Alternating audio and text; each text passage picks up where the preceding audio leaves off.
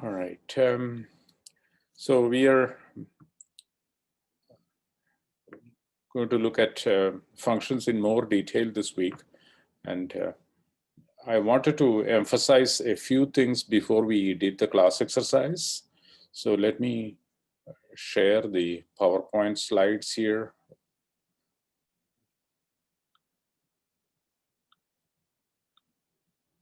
All right.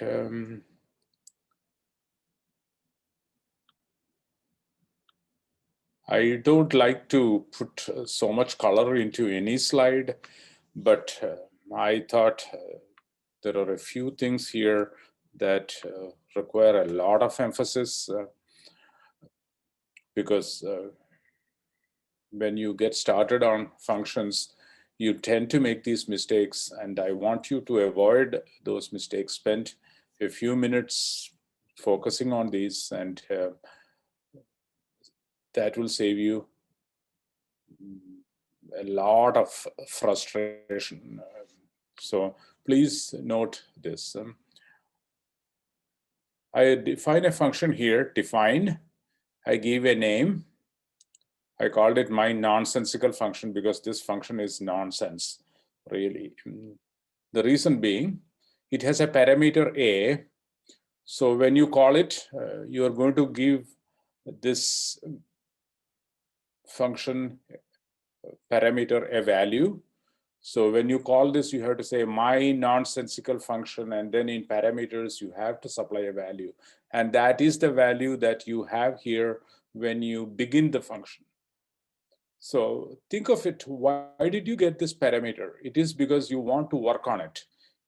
The user or the person who used this function is giving you a value that you want to use to compute something, and that makes some sense to the caller, all right? So there is a value here. But what is this function doing here? It reads a value into A right away.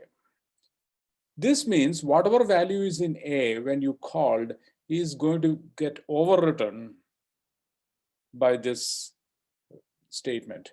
Then why was anything passed to A? That is why I call this nonsensical function. There is simply no reason to have this parameter A if you were to actually overwrite that value. So never have a statement like this where you overwrite the value of a parameter before using its value. Here I am saying A plus 2, fine, but I am using the value that I got from the keyboard, not what the user supplied as parameter. Why would you get a value? Why would you make the caller of the function supply a value to you if you are not using it?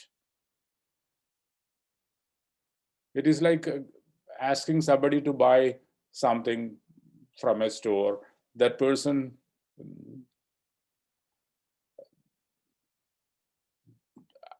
just buys whatever he or she feels like, not what you ask that person to buy. Then why did you tell that person buy maybe a toothbrush or something, and then that person goes and buys a soap? You know, there is no, it doesn't make any sense. It may be hard to believe at first, but there is a value in A and you can use it. You don't have to get it from the user, right? Any questions on this?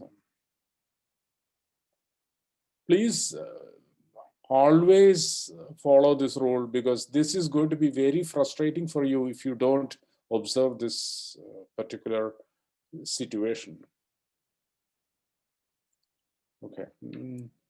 There are no questions. I wanted to emphasize a couple of more things. You know that there are functions that give you a value back. When you write a statement like this, input, enter your name, This statement is a function call. It calls the function input. It is a function that is supplied to us by the designers of Python. We never wrote that. So it is actually calling a function in the Python so-called library. And this displays the message, enter your name, as you all know, and it waits until the user types in something. So this not only displays a message, a prompt, but also receives a piece of text, a string from the user, and gives you back. So the whole right-hand side is actually going to be a piece of text, whatever the text the user entered, and that gets stored in name. So this function is returning a value. That is the terminology. Return comes back with a value. In this case, it is a string. Or in this case, int input, enter a number. This function int brings back an integer that the user entered, and that is stored in number. So the right-hand side is actually evaluating to a number. Or odd p. This gives you the code point for the character p. Odd function returns a number, an integer, that is interpreted as the code point of whatever you pass as parameter. So p is a parameter, and odd returns the code point for that parameter, which is a character. Now, some functions don't return anything, like print. It only prints the parameters you pass. These parameters go into print, and the print function simply prints those things on the monitor. And here is how you would return something from a function. Define the function add with two parameters a and b. And if you want to return the sum of a and b, you would write return. Return immediately goes back with a value that you can supply optionally. So you are adding a and b. Notice that I did not change a, I did not change b. I simply used whatever value is in a, whatever value is in b, added them, and returned the sum of a and b. How do I use this function? I have outside of the function, x equals int input, enter a number, y equals int input, enter a number. So there are values in x and y. Let us say x is 2, y is 3. Then I am calling add. You can see that add here being called. X is 2, so that 2 gets copied into a. X is 2. Whatever is in x is copied into a, so a becomes 2. Whatever is in y, we assume it is 3, gets copied into b, so b is 3. 2 is in a, 3 is in b. We are adding the value in a with the value in b. So 2 plus 3 is computed here. You are going back with 5. So the whole thing, this whole add xy, is actually evaluating to whatever this returned, which we find out to be 5, because x and y are 2 and 3 respectively. That's what we assumed. So this right-hand side would be 5. 5 gets stored into s, and s is printed. If you don't store this, the value gets just discarded. It is not going to be found anywhere else. So when you call a function that is supposed to return a value, you must store that in a variable or use it in an arithmetic expression or some other expression, or put it as part of a print statement. Do something with it. Otherwise, this is not likely to be correct. I'm not saying it is totally wrong, but there may be a problem. You should be aware of that. So as an analog here, you never write like this, int input, enter a number, because you are not storing that anywhere. You write x equals int input, enter a number, right?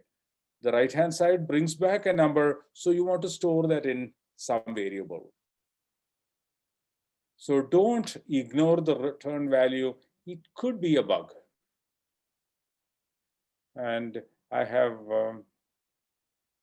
so you can see this mistake here, add x comma y. You called add, but then you are not using the return value. Then why did you call it? It is a wasted exercise. And let's go to the last slide here, where I have collected a few mistakes, like including the ones that we just looked at. Do not ever modify a parameter before using the value in it. That is the first thing we saw. If you have parameter A, you must not just simply change that value before using it. Otherwise, why did the caller give you a value? Why did you say that there has to be a parameter here? Why did you make that caller give you a value? If a function returns a value, the return value should be used in general. Otherwise, it is probably a bug. I cannot positively say it is a bug, but it could be a bug. Then do not use the same identifier for functions and variables. If you have a function named f, don't have a variable also named f. This can be very confusing, and in some cases, you will be very frustrated as to what is happening. And when you use a function, use parentheses, don't code like this. You have defined function f. So f is a function, and don't write like this, print f comma 3. You are not calling f here because f is the function name. You have to put f and parentheses afterwards. This is another frequent mistake that you make initially, but it is better to avoid all those mistakes right away by remembering these rules. Do you have any questions for me?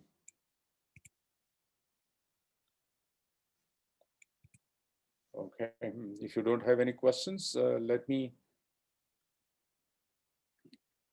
go ahead and stop recording. I will make the